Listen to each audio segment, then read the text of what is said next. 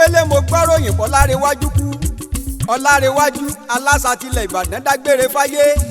Ọlárewájú afèdè àràdá wọn lẹ́kùn ìwà ìbàjẹ́ ẹrù jẹ̀jẹ̀ ajámọ́láyà bí ìjì. Ọlárewájú ọba akọrin ńlá lọ afèdèpèdè fọ́mọ elédè bóde gbangba èdè tí gbogbo elédè kankan ò gbọ́dọ̀ pèdè mọ́. pélédé bá débi títí ń pèdè yóò sì fún lédè kóró ń jẹ. bọ́bá jẹdé tán ní gbàgede èdè á sì fèdè kọ́ melédè náà lédè. Ọlárewájú Adépọ̀jù alásàtìlẹ̀ Ìbàdàn ajagun ńlá lọ nílẹ̀ Yorùbá nu a ò rí ó juwọ́ sáyé kó di gbére. ìràwọ̀ ńlá jálulẹ̀ nílẹ̀ Yorùbá ó ṣe ilẹ̀ ń jẹ́ èèyàn. bíkú bá ti dé àwíjàre ò sí ẹni ó bá ti kàn yóò sì mọ bá kú lọ ni. kò sẹ́ni tí ò ní kú ikú apẹni tí ń pe ni ikú apẹni à ń pè. ikú tó pa Ọlárewájú ikú re ni torí pé ọ̀pọ̀ ràwọ̀ ní já láì látúbọ̀tán. ẹni tó wáyé tó kú tògótògó láyé pọ́tán fún lọ́jọ́ tírú wọn bá lọ. ẹni ó bá wáyé tó fohùn rere lélẹ̀ kó tó kú bíi tọ́lárewájú títí ayé lámọ̀ ṣèrántí ẹ̀. torí pé bàbá wa Ọlárewájú Adépọ̀jù ó wáyé ó sì ráyé gbé. ipa tó kó lórí ọ̀rọ̀ ọmọ Yorùbá látìgbà yẹn ipa gidi tó lágbára ni. bónírèsè bá kọ̀ tó lòun ò fi gbá mọ́ èyí tó ti fi ń kọ́ títí ayé ní ọmọ padà wúlò. bàbá wa perí akọni èèyàn àfidà lálẹ́ gàràgà. akọni tó gbójú gbónu tó láyà bí òrìṣà là ń wí. kì í ṣakọni tó kú lẹ́nu tí bẹ̀rù ogun ti ń sojo. ọkùnrin kan bí ẹgbẹ̀rún lọ́lárewájú Adépọ̀jù ààrẹ aláṣà nílẹ̀ Ìbàdàn. Ọlárewájú Adépọ̀jù ó tọ́ lẹ́ni èèyàn ń gbèrè rẹ̀ sójúde Ìbàdàn kí gbogbo màjèṣe tí bá ń gbórúkọ rẹ̀ tí ọ̀dà mòsí lọ́mọ wojú akọni. akọni ọba pèdè nílẹ̀ Yorùbá káàkiri gbogbo Nàìjíríà. Ọlárewájú Adépọ̀jù bó dọ́rùn ó sọ̀run re. a lè pé ọmọ jiyẹn kọ́ ọmọ jẹ̀bà. bọ́ bá ṣe pé ní ń jẹ lájùlé ọ̀run kọ́ gbogbo rere tí ń bá ń jẹ lájùlé ọ̀run ni kò mọ̀ bá wọn jẹ. Ọlárewájú Adépọ̀jù Olúwa fi ọ sínú ẹni re nínú ọgbà àlìjẹ́nnà. Ọlárewájú Adépọ̀jù ooo akọni ńlá adálápá fọmọ okùn rọrí apẹ́ lójú ogun títí dèfín ìbọn apẹ́ nínú gbódewé oko ọkùnrin kàǹkà ọwọ́ ṣòkòtò kẹ̀mbẹ̀rẹ̀ bí ìjà. bàbá wa Ọlárewájú Adépọ̀jù èmi Ọlálékan Oníkòyí Àrọ̀nì Ọ̀wálé ló ń ṣèdárò lẹ́yìn akọni. nọ́mbà mi rèé tẹ́ ẹ bá fẹ́ gbá mi láago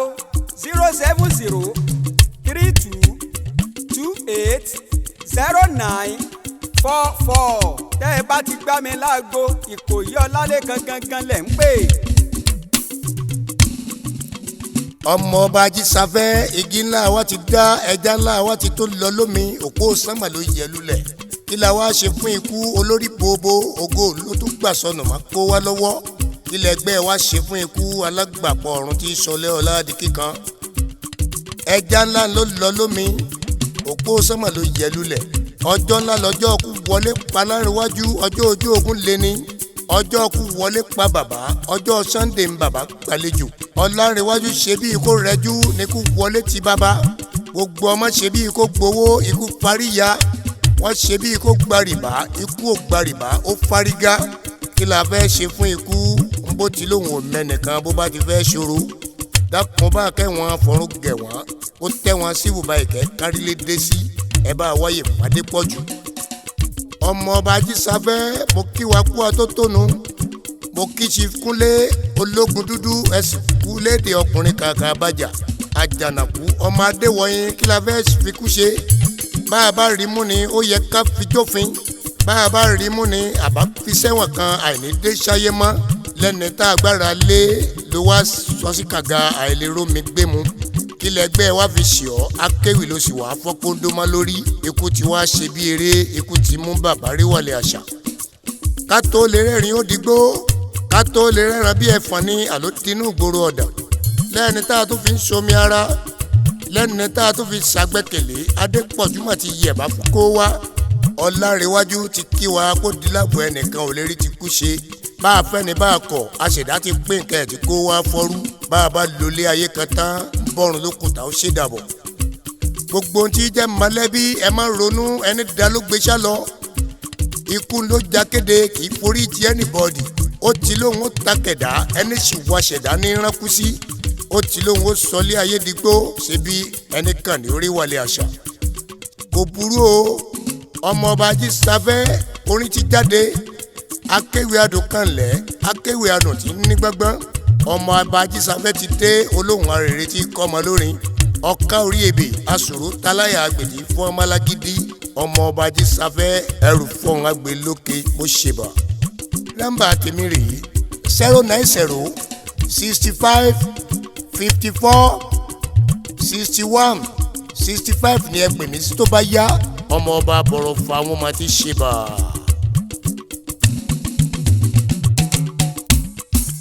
ọlọ́ládé akẹ́kaka ó ká ń lára ó dùn mí débi wípé ohun tó ká mi lára tó fi dùn mí gangan ni ti kú tó pa bàbá.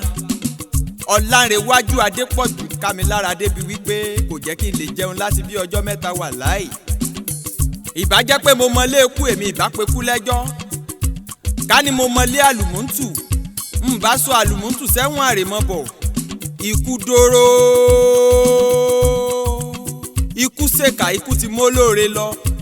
ilẹ̀ ń jẹ́ nìyàn. ẹmọ́ ti kú ojú òpó dí afẹ̀bòjókù ẹnu sà ń ṣọ̀fọ̀ gidigidi. erin ti wó o àjànàkú sùn bí òkè. ikú olóró ni ọ́ o ìwọ ló pa lára a ò rà lára mọ́. ìwọ ló pa jèrò tá a sì rà jèrò mọ́. o tún pọ̀ wárangún àga gbogbo lé pátá ńlọ ségi. ikú tó pa ògbóǹtarìgì akéwì ńlá oró ńlá ló dá gbogbo wa pátá wà láì. ṣé tá a bá ń perí akọni a sì fi dà lálẹ́ gàràgàgàgàgàgà. bàbá wa Ọlanrewaju Adepoju bó o bá ti délé kó o kílé o bó o bá sì ti dọ́nà kó o kérú ọ̀nà ní ráńpẹ́. ó tún dojú àlá ó tún dojú oorun ó tún di bí ẹni jọni ó tún di bí èèyàn ń jọyàn. ó dòwúrọ̀ o akíkanjú ọkùnrin ogun ó gbójú ó gbónu ó tún gbóyà láàyè ọ̀tọ̀ káráyé ó gbọ́. afọ̀rọ̀ náà mọ́tò ṣùrùṣùrù sára rẹ̀ sẹ́ ń gbọ́. Ọlanrewaju Adepoju ó dàbẹ̀ gbé ERINWO erin ò lè dìde ẹ̀fọn ṣubú lọ́dàn ẹ̀fọn ò lè gbéra ńlẹ̀. ilé ti ségi gbogbo tí mo mọ̀ ní wípé bónírèsé ò bá fín gbá mọ́ ohun tí bàbá ti ṣe sílẹ̀ kò lè parun ni. ó tún dojú oorun ó dojú àlá àní ó ṣe bẹ́ẹ̀ ó dìgbà. ìbájẹ́pọ̀ mẹ́ ẹ̀dá rí kú ṣe ni ebi àbá ti mú kú so kíkú ó yé pẹni ire mọ́. kò sẹ́ni tó rí ti kú ṣe láíláí gbogbo wa la dágbádá kú gbogbo wa là ń rọ̀rùn alákejì. ọlọ́ládé akẹ́kàkàkà sọ̀rọ̀ lójú ọlọ́rọ̀ kọ́lọ́rọ̀ ó gbọ́. bọ́lọ́rọ̀ bá gbọ́ kí ni pọ̀nrígbọ́n gbá ọlọ́rọ̀ ó sọ. Ọlanrewaju ọba akéwì ó dìgbà. nọ́mbà mi rèé o 081 00 51 8956 náà ní kẹ́ ẹ fi gbá mi láago. àní ọlọ́ládé akẹ́kàkà mò ń kí yín o ká tún máa fèrè pàdé láyọ̀. àjànàkú akéwì. ọba ń kí ọ. ọjọ́ tí mo gbọ́ pé bàbá Ọlanrewaju Adepoju wọ ká ilẹ̀ sùn ó ká mi lára ó dùn mí dé góńgó. ṣé pé àìwáyé ikú kan ò sí gbogbo ẹni ó wáyé ni ó lọ lọ́jọ́ ọjọ́ kan. sẹ́ni amúṣègbẹ́kẹ̀lé tẹ́gbẹ́ ẹ wá rí bí adarí ni kùsì lọ di pàǹpà ká mọ́lé. ẹ wá wọlé ayé asán ayé kan tó le púpọ̀ bí ìgbèkùn. ṣé pé ká mórí kí ikú kò ní ó má ṣekú pa ni ọ̀dájú ni kú kò sẹ́ni tí ò lè gbẹ̀mí ẹ̀ tó bá fẹ́ dóró. alápàjì kan ò sí ó dájú talẹ̀ ni ó kàn tiẹ̀ mọ́lé ikú kó wá sọ fún wa. tá a bá mọ́lé ikú ni ńlá bá sì lọ yàdá kákú mọ́lé. mo ní tá a bá fojú kan kú ń ṣe ló yẹ àyìn lọ́rùn sí kòtò àtàn. àkú ara fẹ́ra kù lórí Chief Ọlanrewaju aláṣà ilẹ̀ Ìbàdàn bí ọba bòmíì tó fọ́rú gbogbo akéwì tó kù a ò ní fi irú ẹ̀gbá kọjọ́ tálẹ́ a ní rógun àkúfà láàrin wa. kọ́lọ́run ó jẹ́ kí bàbá orí bi dé sí kọ́lọ́run bá wa tẹ̀wọ́n sálùjánà ìdẹ̀rùn. àjànàkú ṣe ká má parọ́ bàbá ti wáyé ó sì ráyé wá. ògbóǹtarìgì sọ̀rọ̀sọ̀rọ̀ olùkọ̀wé ajàfẹ́tọ̀ọ́ ọmọnìyàn sáni bàbá kó tó fọ́rú. bónírèsé bá wá sọ pé òun ò fi ń gbá mọ́ èyí ó ti fi sílẹ̀ ìtàn ò lè gbàgbé wọn títí láì kánrin kéṣe. bàbá Ọlanrewaju má ṣe jọ̀kù a ní o má jẹ kòló ohun tí wọ́n bá mú jẹ lálákejì ṣáá ni ẹ bá wọn mú yàn láàyò. mo kọ́ mọ ọba Kúnlé ológun dúdú akú atótónu mo kí gbogbo ọmọ bàbá tí bàbá Ọlárewájú fi sílẹ̀ sókè èpè tí jẹ́ bí mo kí bàbá mi ọmọ ọba Jísafẹ́ akú ti bàbá tó lọ sálákejì mo kí gbogbo pèdèpèdè ọ̀jọ̀gbọ́n tí ń bẹ lálẹ́dẹ̀ àgbáyé pátá gbogbo yín pátá la kí o akú lédè kú àsẹ̀yìndè tó àjànàkú akéwì lèmi jẹ́ ògbójú akéwì tí fọ̀rọ̀ nani bí ẹgba kókókókó bí o ṣe erí le èmi lọmọ òṣòro fọkòkò ẹ̀gẹ́dẹ̀ àlùjànú akéwì táyé ń wí agbọ́n olóko ni mí tí sojú alábòsí kàṣàkàṣà nọ́mbà mi rèé 09068201692 lẹ́ẹ̀kan sí 09068201692. ikú Ọlárewájú Adépọ̀jù bàbá òfóǹtayé ń wí mọ́ ààrẹ agbásàgà tilẹ̀ Yorùbá ọjàdé láyé gbogbo ilẹ̀ lómi tìtìtì ẹmọ́ ti kú ọjọ́ àfọ́dí àfẹ̀bòjó kú ẹnu ìsà ń ṣọ̀fọ̀ ọ̀sánjá orídọ̀pá etí òsì mọ́ orídàpọ̀lá igi kòkòrò ni òjì agbádùn obì tó gbó kákáká olórí akọrin ewì ò sí láyé mọ́ ó wá fi kú já wa sílẹ̀ láìròtì ó di gbére o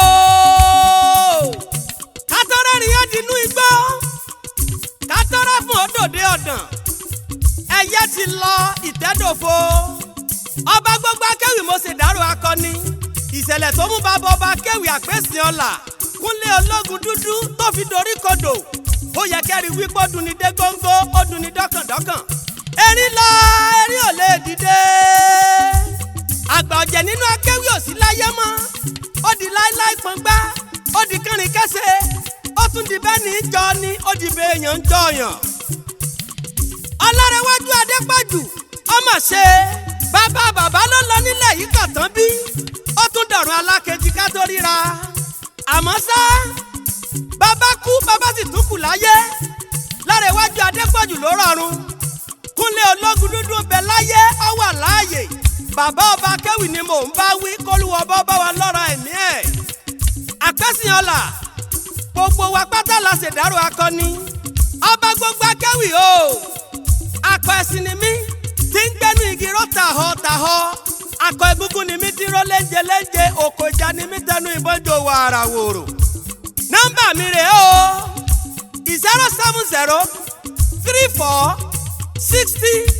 07034606439 ó di gbére ó ṣe bẹ́ẹ̀ ó dárìnà kò.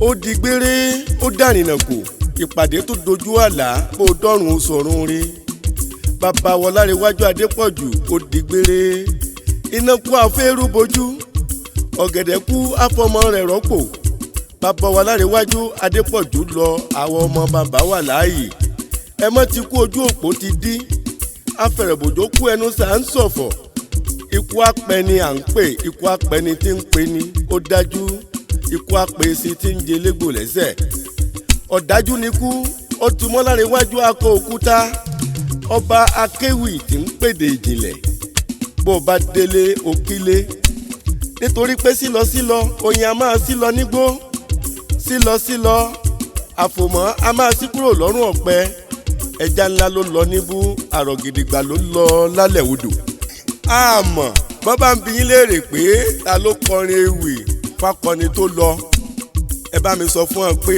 Kamil Aláyọ̀délé mi jẹ́ ọmọ òkò múkẹ́ ìdí ẹ̀ múkẹ́ Ajísọlá ọmọ kẹ́lẹ́ ogun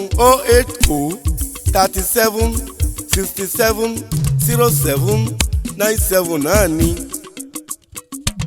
àpáta dé àpáta pàrẹ̀ wìdé bọ́kú bá kú láyé àkàlà gbòde ọ̀run mọ̀ torí ìgbà kan olólè ayé gbó gbogbo alágbára nígbà kan ìtàn la fi kálukú pa àṣé òótọ́ ni pé gbogbo tá a ní láyé ayé yá ni ni ọmọ tá a bí aya tá a ní ilé tá a kọ́ àtọkọ̀ tá a ní gbogbo ẹ̀ pátá la ó fi sílẹ̀ lọ́jọ́ kan Ọlárewájú Adépọ̀jù ó ti wáyé ó ti lọ Àkànmú Ẹ̀dú oníwàásí àgbáyé àgbàlagbà mùsùlùmí àfídù ọba kéwì àgbáyé abàmọ̀rọ̀ nínú tọmọ kùkùdù gbogbo èdè àwọn baba ńlá wa aláṣẹ ilẹ̀ ìbàdàn bí ọba bòmí akẹ́kọ̀ọ́ kọ́lọ́rọ̀ ó gbọ́ ọlárẹ̀wájú adépọ̀jù máa gbọ́rùn sọ̀rùn rẹ̀ o àpátápàrẹ wílẹ̀ mi ń jẹ́ tó bá lẹ́ni tó fẹ́ kàn sí mi ẹni kí wọ́n pè mí sórí nọ́mbà sáìdì tọ̀dọ̀ tèmi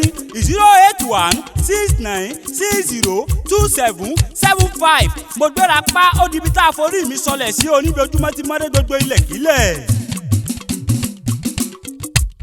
òkìjí olúbùmákéwà àpọ́nlé mo dé láti wá kọrin ẹ̀yẹ ìkẹyìn fún bàbá wa ọlárẹ̀wájú adépọ̀jù ẹni ire ni wọ́n jẹ́ láwùjọ àgbà ọ̀jẹ̀ nínú orin eléwì àjọ̀nú nínú akéwì àgbà jagunjagun bàbá pèdèpèdè ipa tí bàbá wa ọlárẹ̀wájú adépọ̀jù ti sà lórílẹ̀‐èdè yìí àti ní gbogbo yorùbá fún ìdàgbàsókè àti ìtẹ̀síwájú kò lè parẹ́ láéláé ó ń lọ bí rẹ́rẹ́ kò ló ń kà.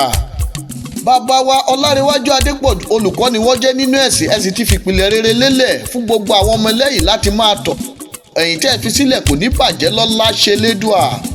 bàbá adéjàre sùnre májẹ̀kù ló ohun tó máa jẹ lọ́rùn ni kó máa bá wọn jẹ. tọ́ èmi òkìjí olúbùmákéwà àpọ́nlé nọ́mbà mi rèé o 09065132549 bàbá wa ọlárẹ̀wájú adépọ̀jù ó dìgbà ó dìgbò ṣe.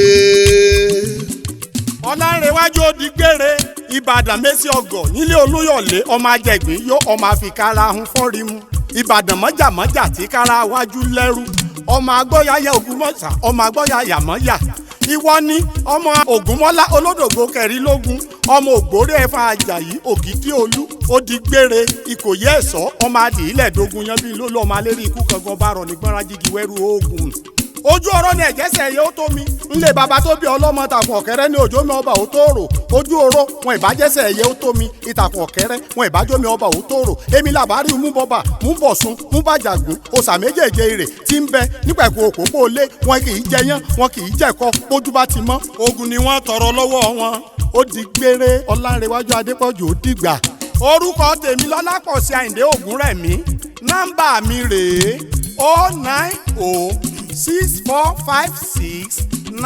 09064569904.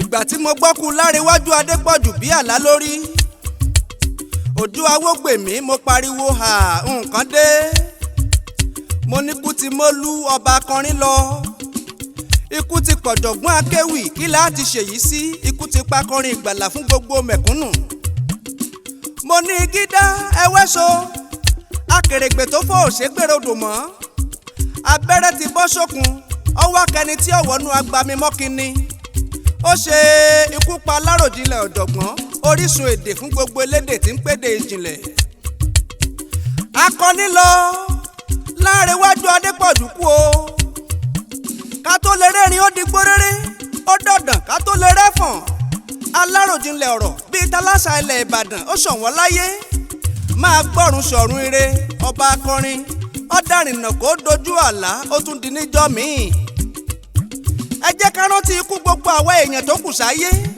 kó máa yé gbogbo wa pé bọ́pẹ́ bóyá a ó rọ̀rùn alákejì ká gbáyé ṣe rere ní kájíjọ fi dábọ̀ ọ̀rọ̀ nítorí ọjọ́ àlìkíámà a kì í mọ̀ o wọ́n lè mọ bí léèrè wípé talákéwì tí ń kọrin àrò lẹ́yìn ọ̀jọ̀gbọ́n akéwì tó kú òjò awógbèmí lèmi jẹ́ kábíyèsí òkìkí ọládìfẹ́sì akọrin ọba nọ́mbà mi rèé